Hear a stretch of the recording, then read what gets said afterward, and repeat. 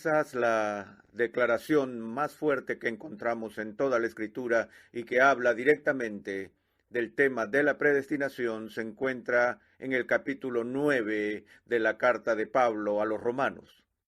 En ese texto en particular, él habla de la elección de Jacob en vez de Esaú. Y no solo este texto habla mucho del tema de la predestinación en general, sino que también es significativo por la pregunta controversial de si la predestinación es doble o no.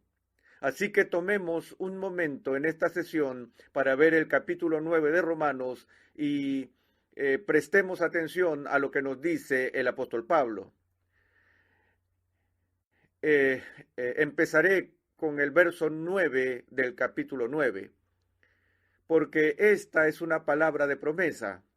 Por este tiempo volveré y Sara tendrá un hijo. Y no solo esto, sino que también Rebeca, cuando concibió mellizos de uno, nuestro padre Isaac, porque cuando aún los mellizos no habían nacido, y no habían hecho nada, ni bueno ni malo, para que el propósito de Dios conforme a su elección permaneciera, no por las obras, sino por aquel que llama. Se le dijo a ella, el mayor servirá al menor, tal como está escrito, a Jacob amé, pero a Esaú aborrecí. Aquí es cuando Pablo busca ilustrar su comprensión de la elección divina.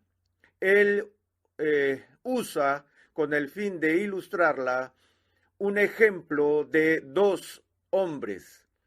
Y creo que es significativo que los dos personajes que elige son hermanos, y no solo son hermanos, sino que son mellizos, es decir, tienen la misma familia, el mismo trasfondo, la misma ubicación geográfica, todo lo que podría ser lo mismo es lo mismo.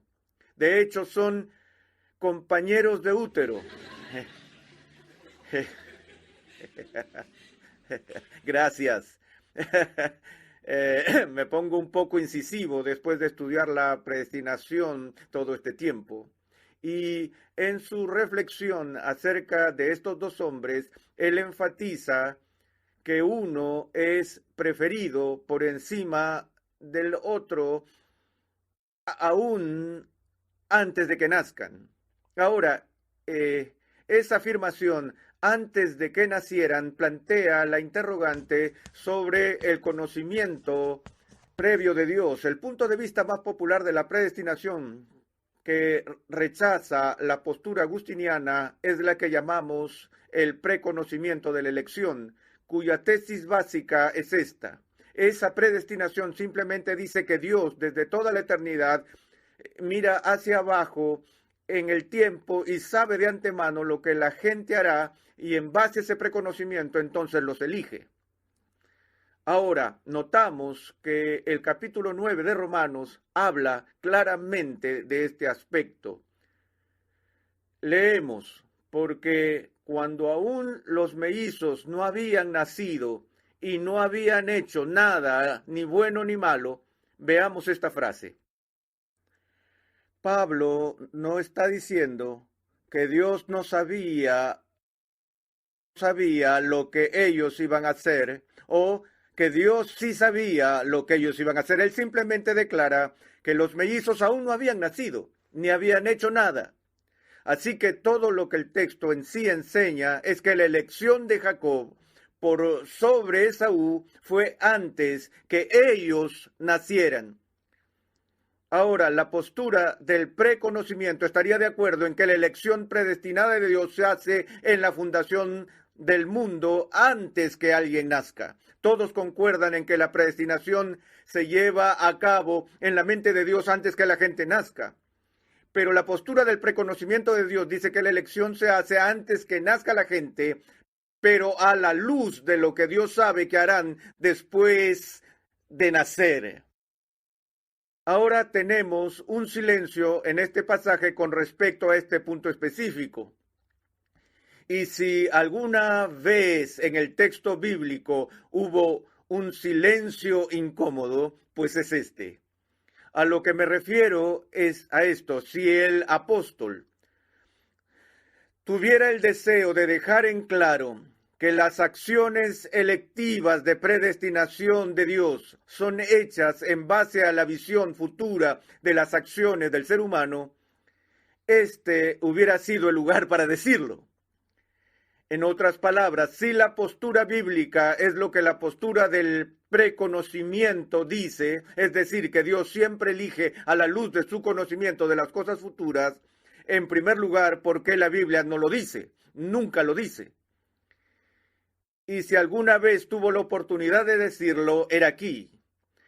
Pero no solo no se dijo aquí, sino que Pablo se toma el tiempo para decir que, aunque la elección se hizo antes de que nacieran, antes de que hubieran hecho algo bueno o malo, debemos preguntarnos por qué incluye eso. Si su propósito era comunicar una postura de preconocimiento de la elección, el añadir esas palabras ciertamente se confundiría al pueblo de Dios, ¿no es cierto? Vayamos más allá, porque cuando aún los mellizos no habían nacido y no habían hecho nada, ni bueno ni malo, ¿cuál es la preocupación de Pablo? Para que el propósito de Dios, conforme a su elección, permaneciera. Una vez más, el énfasis en el pasaje está en el propósito de Dios, y lo que Pablo dice es que la razón para que esa decisión fuera hecha antes de que nacieran, antes de hacer lo bueno o lo malo, es para que el propósito de Dios permanezca. ¿Te das cuenta que la intención de este pasaje se opone totalmente al concepto de la postura del preconocimiento de la predestinación? ¿Lo puedes ver? ¿Por qué? ¿Qué otra razón podríamos dar para que el apóstol enfatice esto de que no hicieron ningún bien o mal? No solo no lo habían hecho en espacio y tiempo, sino que está implícito que tampoco en la mente de Dios. Es decir, desde la perspectiva de Dios no hay ningún bien o mal que se esté considerando. Ya que la conclusión es que el motivo por el que lo afirma, la razón por la que el apóstol da por haberlo dicho de esta manera, es que el propósito de Dios puede permanecer de acuerdo a su elección, no debido a las obras, sino por aquel que llama. La postura del preconocimiento dice que Dios mira hacia el futuro y ve que algunos tomarán decisiones correctas y otros decisiones incorrectas. Y de lo que carece esta postura del preconocimiento es que la elección de esa posición está basada en buenas obras, creyendo que es obra de Dios creer en aquel a quien Él ha enviado. La buena obra suprema es depositar la confianza en Jesucristo, en el sentido de considerar el concepto bíblico de la buena obra. Pero Pablo está diciendo claramente que no es por obra humana, sino debido a quien hace el llamado. El punto de vista arminiano tiene varios estilos, formas y colores. En pocas palabras, hace que la decisión final para nuestra salvación descanse en una elección humana, no en un acto divino. Y creo que Pablo está aquí aniquilando esa posición en una forma bastante contundente, enfatizando el hecho de que no se trata de obras, sino que aquel que llama, que el énfasis y el crédito por tu redención hay que dársela a Dios. Solo a Dios sea la gloria. Ahora, para que este propósito permanezca y que no sea por obras, sino por aquel que llama, le fue dicho a ella: el mayor servirá al menor. Ahí está la razón por la que Dios hizo esta elección, fue para demostrar su supremacía y su propósito. Tal como está escrito: a Jacob amé, pero a Esaú aborrecí. Regresaré a esta frase en un momento porque sé que provoca todo tipo de problemas con la idea del odio. Pero miren el verso 14. El verso 14 es una pregunta retórica. ¿Qué diremos entonces? ¿Que hay injusticia en Dios? ¿Cómo responde Pablo a su propia pregunta?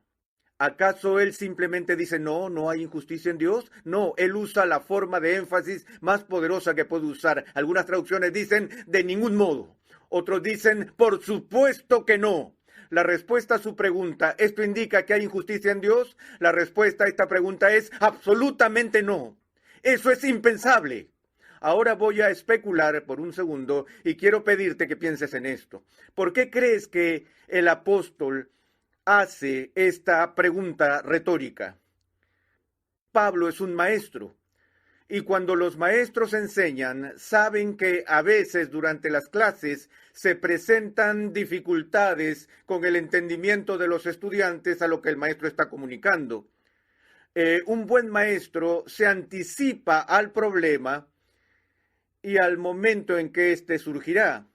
Ahora, es obvio que Pablo está aquí como un maestro que anticipa una protesta de sus oyentes cuando dice, ¿qué diremos entonces? ¿Y qué reacción específica espera que la gente diga cuando escuche esto? No es justo, no hay justicia. ¿Hay injusticia en Dios? Ahora, mi pregunta es, ¿por qué él anticipa esta protesta? Bueno, hay dos posibles razones en realidad. Él podría estar anticipando esta objeción porque puede estar pensando, puede que haya alguna persona que me escuche o lea mi carta, que estén bastante confundidos como para ser de convicción agustiniana y encuentren en mis palabras una postura agustiniana de la elección, que obviamente sería injusto. Así que todo lo que tengo que hacer para evitar que eso suceda es decir, ¿hay injusticia en Dios? Bueno, obviamente no. Igual también para Agustín, Aquino, Calvino y Lutero y los demás. Quizás eso era lo que está anticipando. O quizás Pablo mismo es agustiniano y ha tenido experiencia enseñando la doctrina de la predestinación, donde cada vez que se menciona el tema, la respuesta inicial de la gente es, no es justo. Tengo la sospecha de que esa es la razón por la que el apóstol plantea esta pregunta retórica, porque lo que quiero que entiendas es que nadie nunca plantea esa pregunta en base a la perspectiva arminiana. De hecho, la perspectiva arminiana está diseñada de tal forma que eso no es un problema. Me consuela el hecho de que las mismas preguntas que se plantean en mi posición de la predestinación son las que el apóstol Pablo tuvo que enfrentar. ¿Hay injusticia en Dios? Porque en la superficie suena así.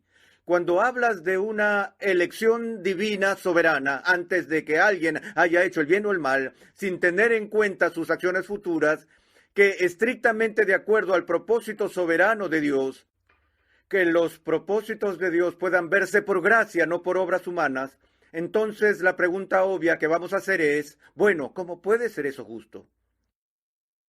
Pablo dice, ¿hay injusticia en Dios? Y él responde a su propia pregunta con un enfático no, de ningún modo, porque él le dice a Moisés, tendré misericordia del que yo tenga misericordia. Y tendré compasión del que yo tenga compasión. Una vez más, si puedo especular, si fuera el apóstol y estuviera enseñando una postura de preconocimiento de la elección y tuviera que lidiar con estas objeciones, ¿en qué me apoyaría? Si fuera a acabar de una vez por todas con toda acusación de que Dios es injusto, yo diría, bueno, espera un minuto, Dios no es injusto porque aunque su decisión sea hecha antes que alguien haya hecho bien o mal, lo hace teniendo en cuenta sus decisiones futuras. Entonces lo que tú siembras cosechas. Listo, fin de la discusión para siempre, pero él no hace eso. Por el contrario, él recurre ¿a qué? A la prerrogativa divina de ejercer misericordia del que él tenga misericordia. El punto central de este pasaje es que algunas personas reciben una medida de misericordia y otras no. De nuevo, nadie recibe injusticia de parte de Dios. Esaú no fue elegido como un objeto de misericordia divina. Pero eso no es una injusticia contra Esaú, porque Esaú, incluso antes de nacer, es conocido por Dios como un ser caído, porque cuando Dios elige, siempre lo hace a la luz de la caída. Dios solo elige a pecadores caídos para la salvación. Todas las elecciones de Dios para salvación presuponen la necesidad de salvación. De lo contrario, nunca existiría la elección. Sería una pérdida de tiempo para Dios elegir para salvación a personas que no necesitan salvación. Por lo que todo el proceso de elección es considerando la caída y una raza humana perdida. Y Dios considera el mundo entero. Él sabe que todo el mundo ha caído y Él sabe que si Él solo hiciera justicia, ¿qué es lo que pasaría? Si Dios solo hiciera justicia a una raza caída, todos entonces perecerían.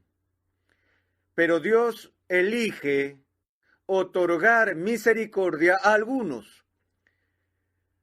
Jacob recibe misericordia. Esaú recibe justicia. ¿Hay algo de malo en eso? Bueno, decimos que no es justo. Lo que queremos decir con eso es que no es equitativo.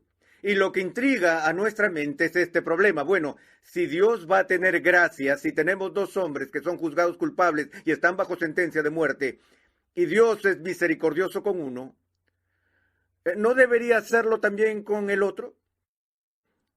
Es decir, ¿es justo que el presidente otorgue el indulto presidencial a un prisionero y al resto no? Bueno, en efecto, no es igualitario.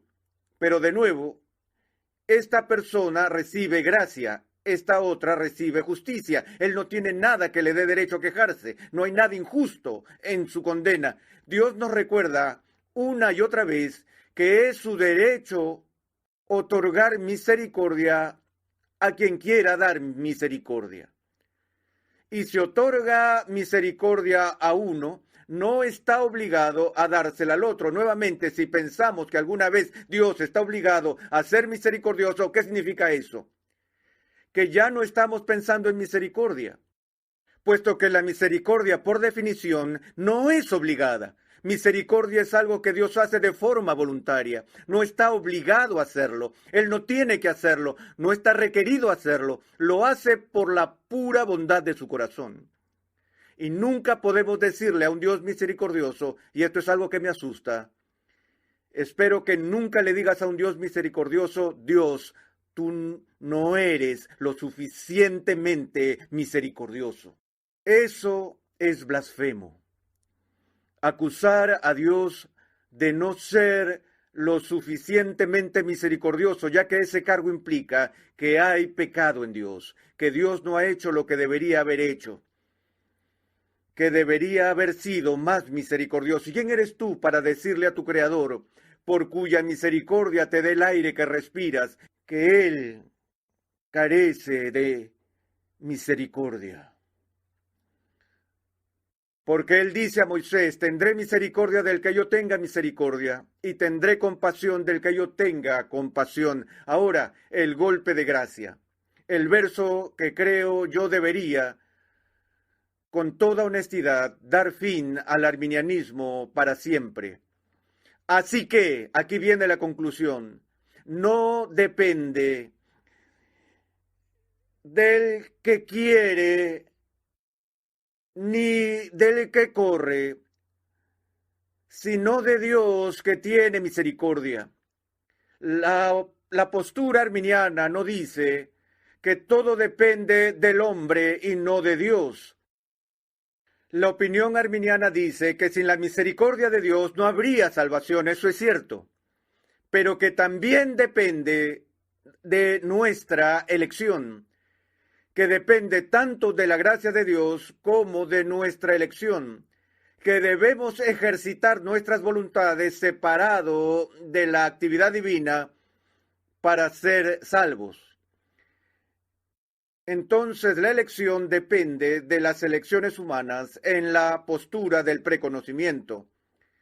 Y Pablo dice, no, no es así. ¿Cómo podría decirlo más claramente? Esto no se basa en el que quiere o en el que corre, sino en Dios. Ahí es donde está la dependencia. ¿Quién tiene misericordia? Luego continúa diciendo, porque en la Escritura dice a Faraón, para esto mismo te he levantado, para demostrar en ti mi poder, y para que mi nombre sea proclamado por toda la tierra. Así que del que quiere tiene misericordia, y al que quiere endurece. Esa es una declaración dura. Veamos esto por un momento. Antes mencioné el problema de a Jacob amé, pero a Esaú aborrecí. ¿Qué significa que Dios aborrece a Esaú? Cuando usamos el término español aborrecer, pensamos en una actitud que proviene de un comportamiento malicioso. Y estamos prohibidos de odiar. Estamos llamados a amar incluso a nuestros enemigos. Pero ¿hay alguna forma en que la Biblia usa el término aborrecer y que no tenga esa connotación medio siniestra? Bueno, sí, tenemos el odio al pecado, pero ¿recuerdas a David en el Antiguo Testamento cuando dice aborrezco a mis enemigos con un profundo odio? ¿Existe tal cosa como el odio sagrado? ¿Un odio a la maldad? Sí, pero aquí no dice eso que se suele decir, odio al pecado, pero no al pecador. Pero Dios no dice a Jacob amé, pero aborrecí el pecado de Esaú. Dice a Jacob amé, pero a Esaú aborrecí. Aquí tienes un paralelismo antitético en modo hebreo. Y todo lo que ese aborrecí significa en este pasaje es la ausencia de ese especial favor divino, donde Dios está otorgando un favor divino especial, una acción misericordiosa, una acción amorosa hacia uno y que lo niega al otro. No significa que Dios tenga esos terribles sentimientos internos de mezquindad hacia Esaú, pero Dios niega ese favor divino particular a Esaú. A Jacob se le da un regalo que Esaú no recibe. Eso es todo lo que Pablo, un judío, quiere decir. Pero esto plantea el interrogante si es que la predestinación es doble o no. He oído mucha gente decir, creo en la predestinación, pero no soporto la doble predestinación.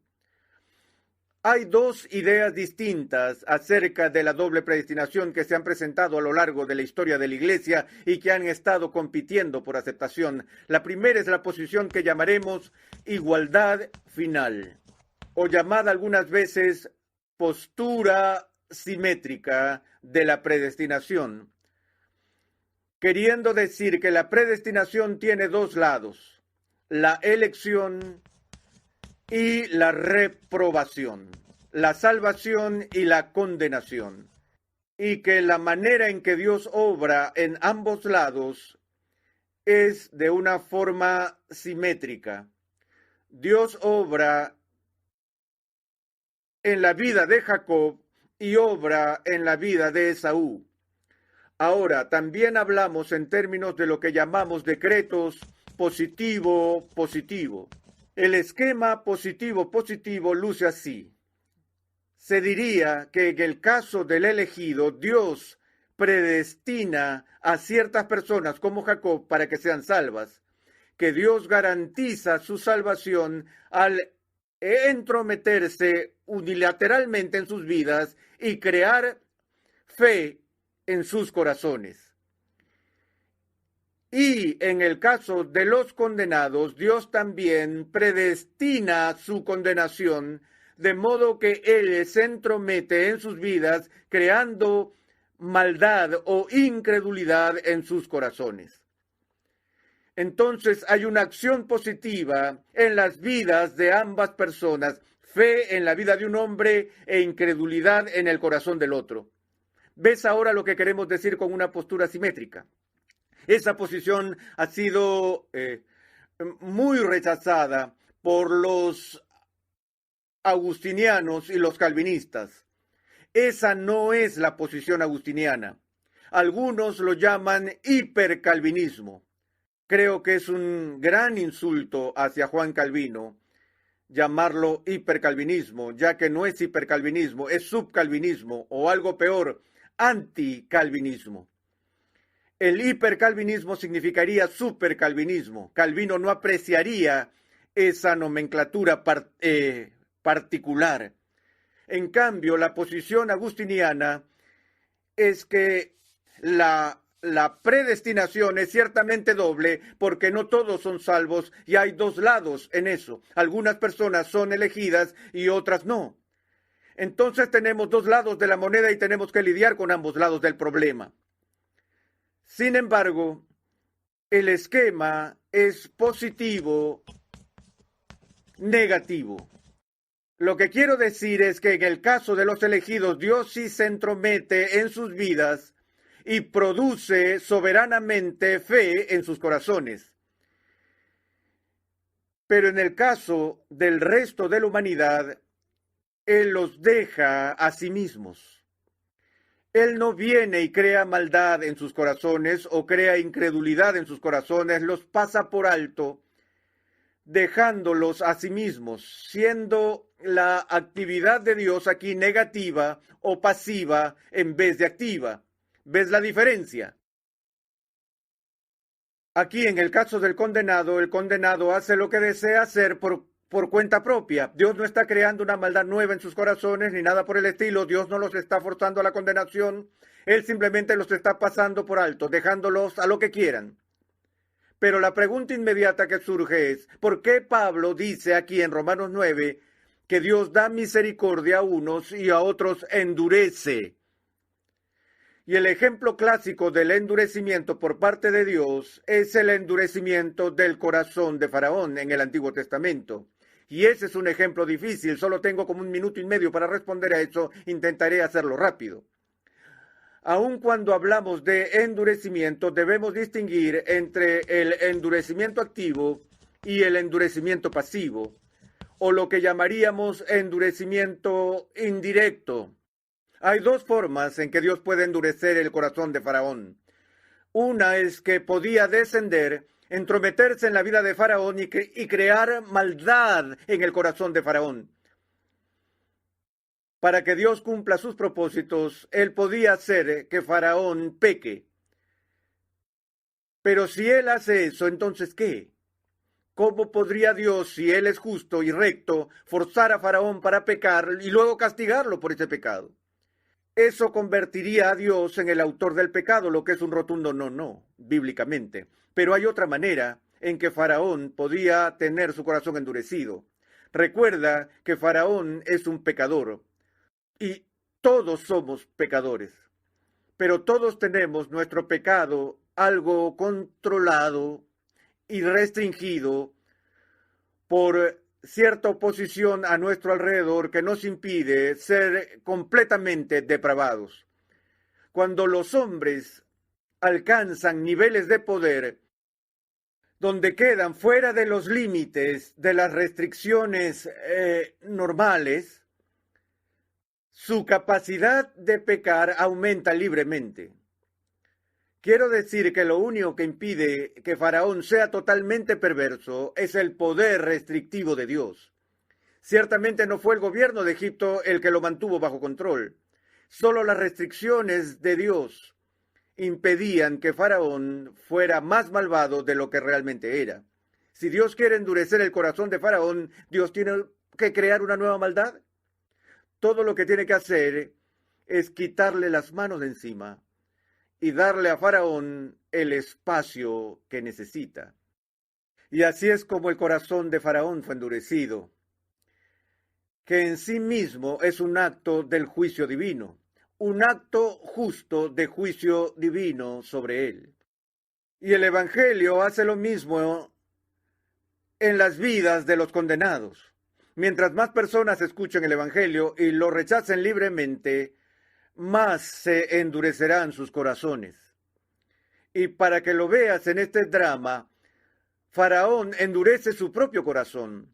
Todo lo que Dios hace es remover las restricciones, por lo que Faraón es responsable del endurecimiento de su corazón.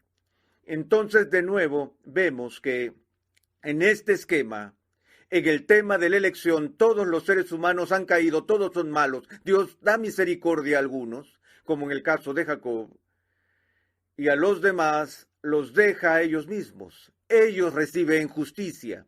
Este grupo recibe misericordia para que Dios sea honrado y para que los propósitos de Dios puedan mantenerse.